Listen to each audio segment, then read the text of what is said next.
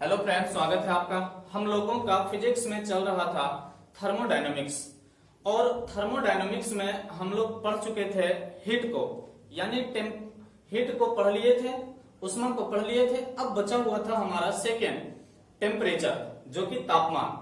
तो आइए आज हम लोग तापमान को पढ़ेंगे। तो इस चैप्टर को पढ़ने से पहले हम लोगों को कुछ बेसिक चीजें हैं जिसे समझना है। तो आइए तापमान को सबसे पहले हम लोग समझते हैं। तापमान हम पिछले क्लास में भी बताए थे कि यह एक प्रकार की अवस्था होती है जो किसी भी वस्तु के गर्म और ठंडक को सूचित करता है। एग्जैक्ट सूचित करने की क्रिया जो किया जाता है वो टेम्परेचर के द्वारा ही किया जाता है, तापमान के द्वारा ही। कोई भी वस्तु कितना गर्म है कितना ठंडा है यह कौन बताता है? तापमान। लेकिन किसी भी वस्तु को गर्म करने का काम करता है उष्मा। तो आज हम लोग तापमान को पढ़ेंगे। तापमान का एसआई मात्रक, तापमान का माप हम लोग जिसमें लेते हैं उसका एसआई मात्रक कहा जाता है केल्विन। तो तापमान का एसआई मात्रक केल्विन, और तापमान को जिस उपकरण के द्वारा मापते हैं उस उपकरण को कहा जाता है थर्मामीटर। तापमान को मापने के लिए जिस उपकरण का उपयोग करते हैं उसी को थर्मामीटर कहा जाता है। तो थर्मामीटर भी कई प्रकार के होते हैं। अलग अलग वस्तुओं को मापने के लिए अलग अलग प्रकार के थर्मामीटर का प्रयोग किया जाता है। जैसे शरीर का तापमान को मापना हो तो डॉक्टरी थर्मामीटर का प्रयोग करेंगे। किसी वस्तु का तापमान को मापना हो तो गैस थर्मामीटर का प्रयोग करेंगे। जहां पर गैस थर्मामीटर कार्य नहीं करता वहां प्लेटिनम थर्मामीटर का प्रयोग करेंगे। तो थर्मामीटर कई प्रकार की होती है। इन तमाम चीजों को हम लोग को समझना है। तो सबसे पहले हम समझते हैं कि थर्मामीटर कितने प्रकार के होते हैं। मूल रूप से यदि देखा जाए तो थर्मामीटर को हम अभी दो पार्ट में डिवाइड कर दिए हैं। थर्मामीटर को दो पार्ट में डिवाइड करके हम लोग पढ़ते हैं। पहला जो है वो द्रव थर्मामीटर, द्रव थर्मामीटर। दूसरा गैस थर्मामीटर, गैस थर्मामीटर, जिसमें हम द्रव के रूप में प्रयोग करते हैं लिक्विड पदार्थ का, उसी को हम द्रव थर्मामीटर कहते हैं। और थर्मामीटर में जब किसी गैस का प्रयोग किया जाता है तो उसी को गैस थर्मामीटर कहा जाता है। लेकिन द्रव थर्मामीटर को डॉक्टरी थर्मामीटर के नाम से भी जाना जाता है। इसका एक और नाम डॉक्टरी थर्मामीटर भी कहा जाता है। डॉक्टरी थर्मामीटर भी कहा जाता है। किसको कहा जाता है? द्रव थर्मामीटर को। तो द्रव थर्मामीटर मुख्य रूप से होते हैं दो प्रकार के। होते तो बहुत सारे हैं लेकिन मुख्य रूप से हम लोगों को पढ़ना है दो प्रकार के। एक थर्मामीटर जो होता है वो होता है पारा थर्मामीटर, पारा थर्मामीटर, और दूसरा एल्कोहल थर्मामीटर, एल्कोहल थर्मामीटर। सबसे पहले इन दोनों को हम लोग समझते हैं। पारा थर्मामीटर वैसे थर्मामीटर को कहा जाता है जिसमें कि पारा के रूप में प्रयोग किया जाता है, पारा धातु का प्रयोग किया जाता है। पारा एकमात्र ऐसी पदार्थ है जो कि द्रवीय अवस्था में होती है, लेकिन यह एक प्रकार की धातु है। इसका उपयोग थर्मामीटर में भी किया जाता है। एल्कोहल थर्मामीटर का भी उपयोग थर्मामीटर में किया जाता है। तो पारा थर्मामीटर से हम लोग कम से कम तापमान -39 डिग्री सेल्सियस ले सकते हैं और अधिक से अधिक तापमान 350 डिग्री सेल्सियस तक के तापमान को माप सकते हैं। अब इसमें -39 डिग्री सेल्सियस से कम तापमान को क्यों नहीं माप सकते, इस बात को समझना है। तो यहाँ पर -39 डिग्री सेल्सियस पर जब किसी भी वस्तु का जब पारा को छोड़ देते हैं तो पारा धीरे धीरे करके जमने लगता है। जैसे हम जल को 0 डिग्री सेल्सियस पर ले आते हैं तो धीरे धीरे करके जमने लगता है और वह बर्फ के रूप में परिवर्तित हो जाता है। तो उसी प्रकार से पारा को जब -39 डिग्री सेल्सियस पर लेकर जाते हैं तो पारा जम जाता है, जिसके कारण इससे कम तापमान को मापना इससे संभव नहीं हो पाता है। अधिक से अधिक तापमान 350 डिग्री सेल्सियस माप सकते हैं, क्योंकि 350 डिग्री सेल्सियस से अगर अधिक तापमान करते हैं तो पारा उबलने लगता है और पारा गर्म होकर के थर्मामीटर की नली को तोड़ करके बाहर निकल जाती है। इसलिए 350 डिग्री से अधिक तापमान को मापने के लिए पारा थर्मामीटर का प्रयोग नहीं करते हैं। तो यहां से हम लोग समझ लिए एक बात और कि पारा जमता है -39 डिग्री सेल्सियस पर और उबलता है 350 डिग्री सेल्सियस पर। एल्कोहल थर्मामीटर, एल्कोहल थर्मामीटर का प्रयोग -115 डिग्री सेल्सियस से 350 डिग्री सेल्सियस तक के तापमान को मापने के लिए किया जाता है। बार बार एग्जाम में पूछ लेता है कि अल्कोहल कितना डिग्री तापमान पर जमता है, तो जमने का तापमान कितना है -115 डिग्री। तो अल्कोहल जमता है -115 डिग्री सेल्सियस पर और उबलता है 350 डिग्री सेल्सियस पर। तो जिस स्थान पर पारा थर्मामीटर का उपयोग नहीं हो पाता है उस स्थान का तापमान को मापने के लिए अल्कोहल थर्मामीटर का प्रयोग करते हैं। जैसे मान लेते हैं किसी बच्चे का यदि तबीयत खराब हो, उसके शरीर में पारा थर्मामीटर को संपर्क में ला रहे हैं और वह थर्मामीटर तापमान नहीं दे पा रहा है, तो बच्चे को देखते होंगे कभी कभी मुख में भी थर्मामीटर को डाल करके तापमान उसका मापा जाता है। तो बच्चे क्या करते हैं कि दांत से उस शीशे की नली को तोड़ देते हैं, जिसके कारण यदि वहां पर हम पारा थर्मामीटर का प्रयोग करेंगे तो पारा उस बच्चे के पेट में चला जाएगा और यह एक धातु के रूप में उपस्थित होता है जो कि शरीर के लिए हानिकारक होता है। तो उस स्थान पर हम लोग पारा थर्मामीटर का प्रयोग नहीं करके अल्कोहल थर्मामीटर का प्रयोग करते हैं। तो एक बार फिर से देखते हैं, पारा थर्मामीटर को डॉक्टरी थर्मामीटर भी कहा जाता है या द्रव थर्मामीटर भी कहा जाता है। पारा थर्मामीटर से कम -39 डिग्री तापमान और अधिक से अधिक 350 डिग्री सेल्सियस तक के तापमान को मापते हैं। अल्कोहल थर्मामीटर से कम -115 डिग्री सेल्सियस और अधिक से अधिक 350 डिग्री सेल्सियस तक के तापमान को मापते हैं। अब यहाँ पर अपवाद में आता है एक और थर्मामीटर का प्रयोग करते हैं द्रव के रूप में, जो कि ब्रोमीन थर्मामीटर होता है। ब्रोमीन थर्मामीटर एग्जाम में बार बार पूछ देता है कि कमरे के तापमान को मापने के लिए किस थर्मामीटर का उपयोग किया जाता है। तो ब्रोमीन थर्मामीटर का उपयोग कमरे के तापमान को मापने के लिए किया जाता है। कभी कभी देखते होंगे डॉक्टर के पास जाते हैं तो डॉक्टर साहब क्या करते हैं, अपने रूम के आगे एक छोटी सी नली में लगी हुई होती है उसके अंदर, और उस नली में पीले कलर का द्रव भरा हुआ होता है और वही द्रव जो होती है वो ब्रोमीन धातु होती है, सॉरी ब्रोमीन अधातु होती है। ब्रोमीन एकमात्र पदार्थ है जो कि द्रवीय अवस्था में उपस्थित होती है और यह अधातु है। धातु के रूप में पारा और अधातु के रूप में ब्रोमीन, जिसका कि प्रयोग हम लोग कमरे के तापमान को मापने के लिए करते हैं। ठीक है, अब दूसरा देखते हैं गैस थर्मामीटर। गैस थर्मामीटर मुख्य रूप से यह भी दो प्रकार का होता है। गैस थर्मामीटर भी मुख्य रूप से दो प्रकार का होता है। एक होता है निम्नतम तापमान को मापने के लिए। निम्नतम तापमान को मापने के लिए पूछ देता है एग्जाम में कि निम्नतम तापमान को मापने के लिए किस गैस थर्मामीटर का प्रयोग करते हैं और उच्चतम तापमान को मापने के लिए किस गैस थर्मामीटर का प्रयोग करते हैं। तो निम्नतम का जब पूछा जाए तो हीलियम गैस का हम लोग प्रयोग करते हैं और उच्चतम का बात किया जाए तो नाइट्रोजन गैस का हम लोग प्रयोग करते हैं। ऐसे अगर गैस थर्मामीटर नॉर्मली हम लोग जो प्रयोग करते हैं वो हाइड्रोजन थर्मामीटर का प्रयोग करते हैं। हाइड्रोजन थर्मामीटर से कम हम लोग -200 डिग्री सेल्सियस से 1500 डिग्री सेल्सियस तक के तापमान को माप सकते हैं। लेकिन निम्नतम तापमान को मापने के लिए हम लोग हीलियम गैस का प्रयोग करते हैं और इससे कम -200 डिग्री सेल्सियस से 600 डिग्री सेल्सियस तक के तापमान को माप सकते हैं। नाइट्रोजन थर्मामीटर से कम -200 डिग्री सेल्सियस से -200 डिग्री सेल्सियस से 1200 डिग्री सेल्सियस तक के तापमान को मापा जाता है। किसी किसी बुक में लिख देता है कि नाइट्रोजन थर्मामीटर से 1600 डिग्री सेल्सियस तक के तापमान को मापा जाता है, किसी में लिख देता है 1400 डिग्री सेल्सियस तक के तापमान को मापा जाता है, लेकिन मुख्य रूप से -200 डिग्री सेल्सियस से 1200 डिग्री सेल्सियस तक के तापमान को नाइट्रोजन थर्मामीटर से मापा जाता है।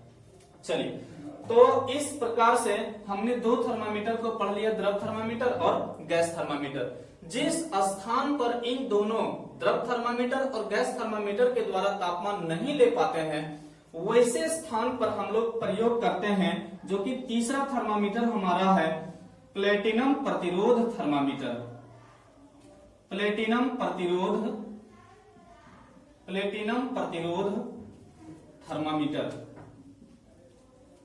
प्लेटिनम प्रतिरोध थर्मामीटर। प्लेटिनम प्रतिरोध थर्मामीटर कहने का तात्पर्य यह है कि वैसा थर्मामीटर जिसमें प्लेटिनम धातु का उपयोग किया जाता है और उसमें जब धारा प्रवाहित कराते हैं तो वह गर्म होकर के किसी भी वस्तु का तापमान को मापकर हमें आसानी से बता देता है। तो इस थर्मामीटर का प्रयोग कम से कम -200 डिग्री सेल्सियस और अधिक से अधिक तापमान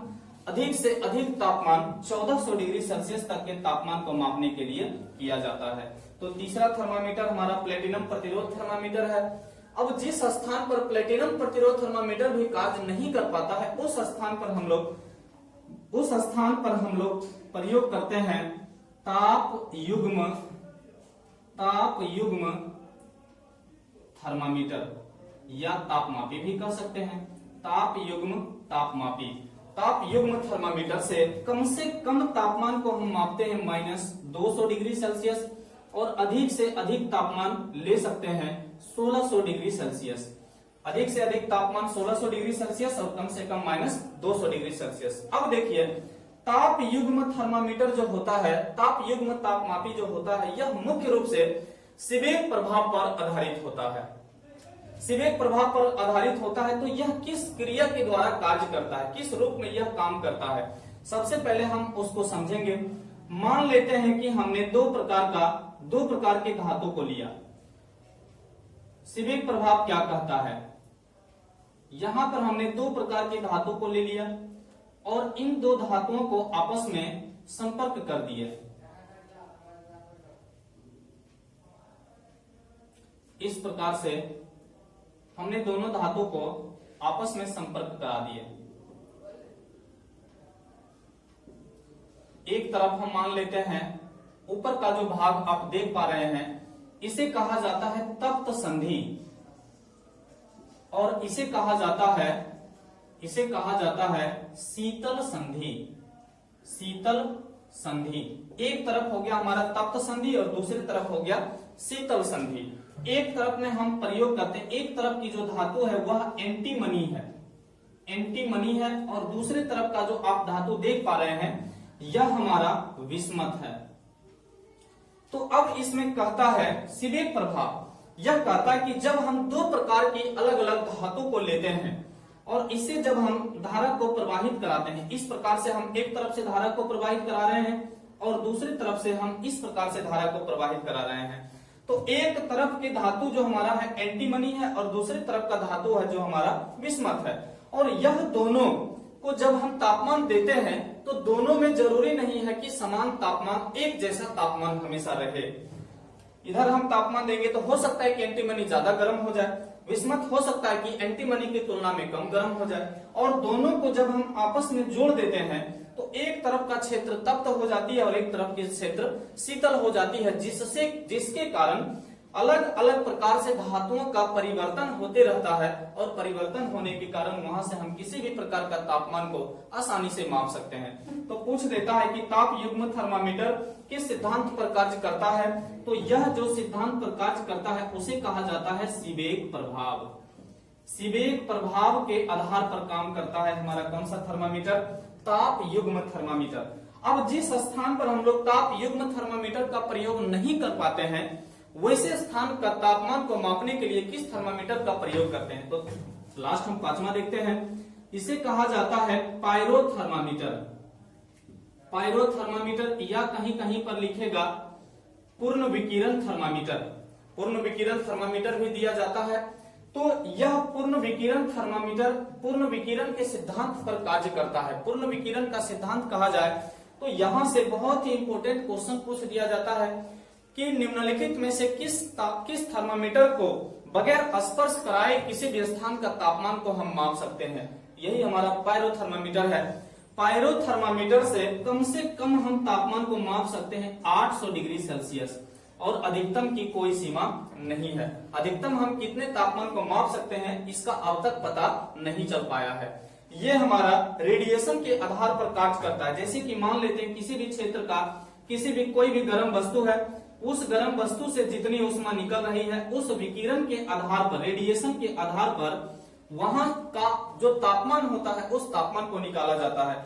जैसे कि सूर्य का तापमान, ज्वालामुखी का तापमान, भूकंप का तापमान इत्यादि क्षेत्रों का तापमान को प्राप्त करने के लिए पायरोथर्मामीटर का उपयोग किया जाता है। तो इस प्रकार से हमारा थर्मामीटर इसी प्रकार से है। तो एक बार फिर से देख लेते हैं, द्रव थर्मामीटर और गैस थर्मामीटर। द्रव थर्मामीटर दो प्रकार के, पारा थर्मामीटर और अल्कोहल थर्मामीटर। पारा थर्मामीटर -39 डिग्री से 350 डिग्री सेल्सियस तक के तापमान को मापते हैं और अल्कोहल थर्मामीटर से -115 डिग्री सेल्सियस से 350 डिग्री सेल्सियस तक के तापमान को मापते हैं। किसी भी स्थान का निम्नतम तापमान को मापने के लिए हम लोग हीलियम गैस थर्मामीटर का प्रयोग करते हैं और उच्चतम तापमान को मापने के लिए नाइट्रोजन गैस थर्मामीटर का प्रयोग करते हैं।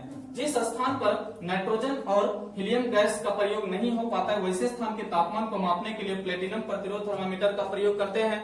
उसके बाद में ताप युग्म थर्मामीटर सीबेक प्रभाव पर आधारित होता है।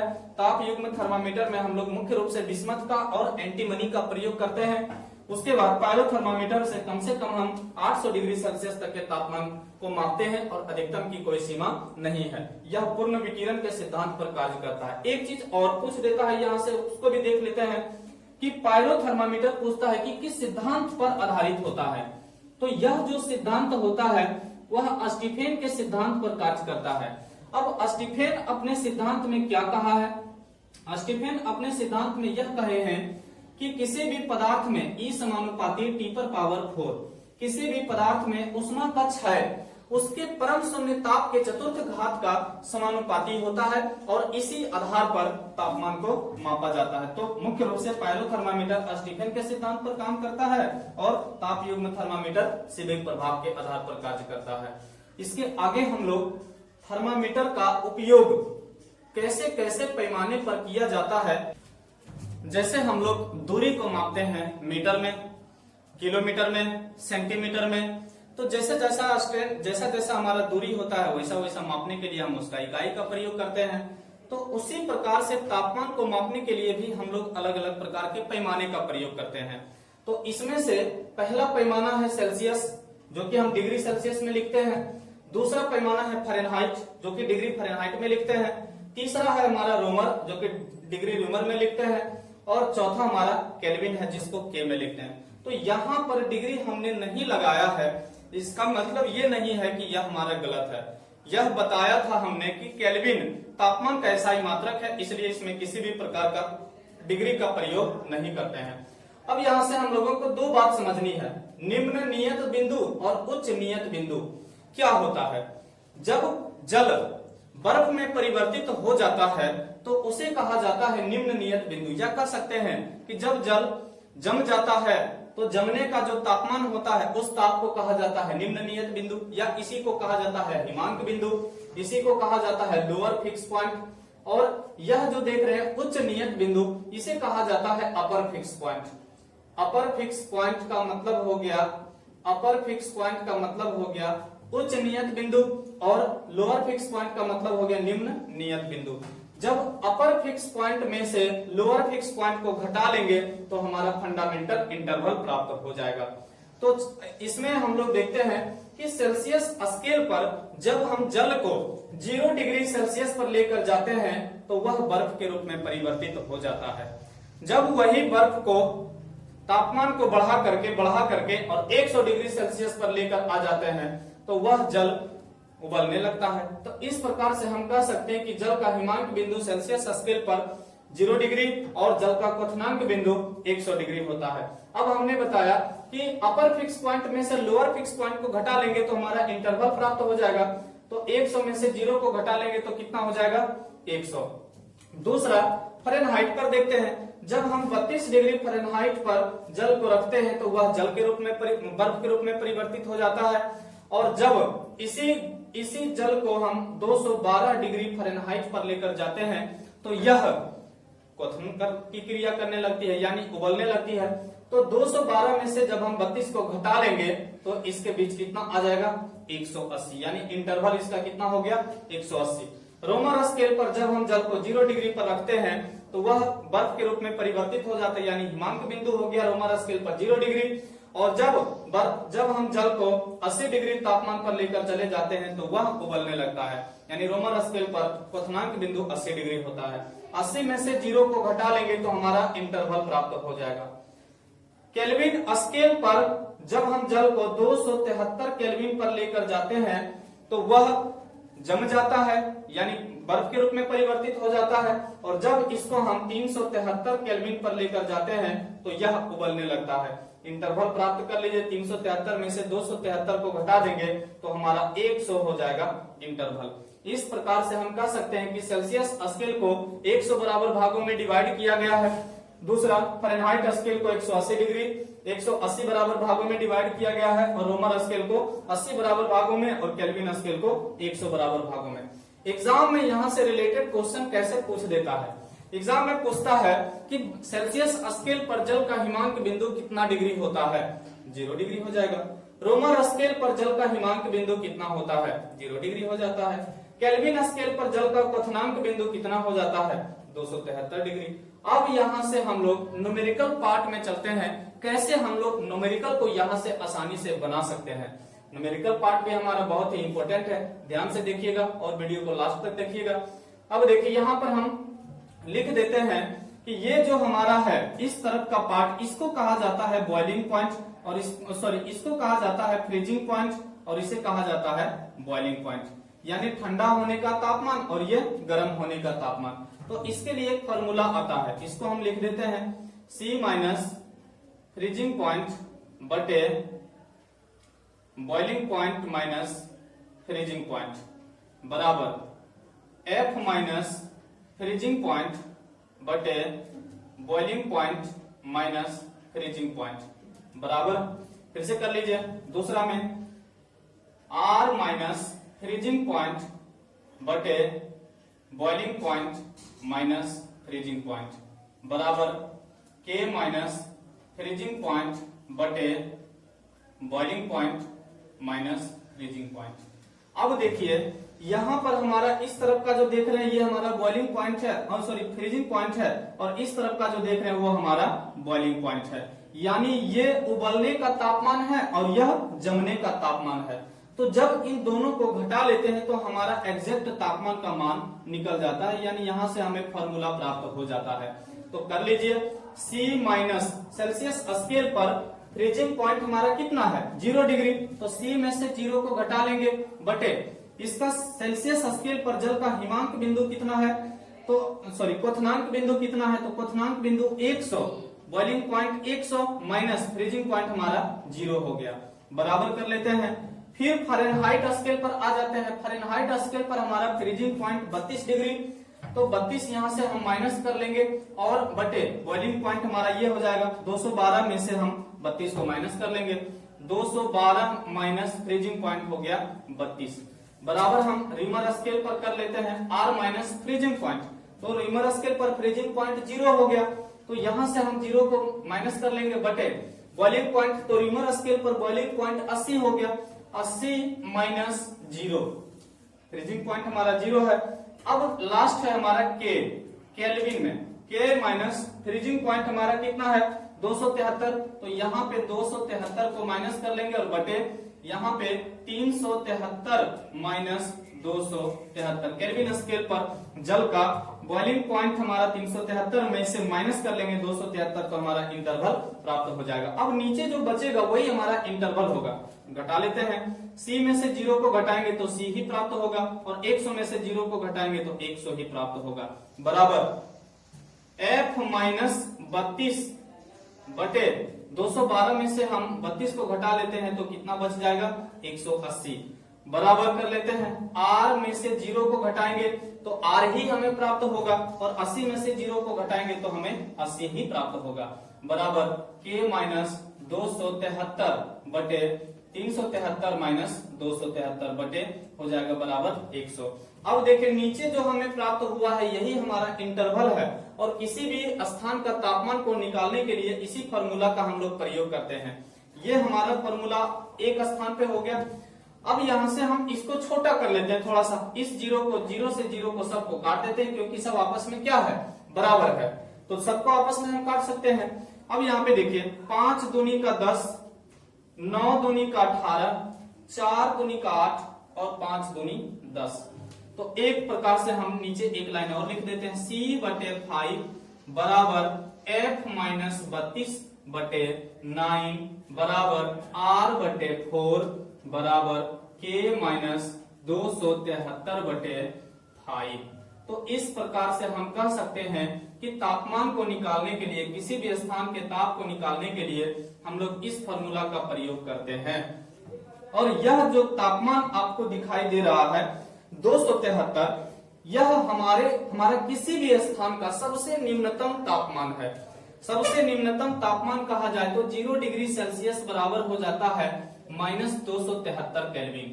-273 केल्विन अगर हम सेल्सियस स्केल पर लेते हैं तो ठीक है। तो इस प्रकार से इस तापमान को हम कहते हैं परम शून्य ताप।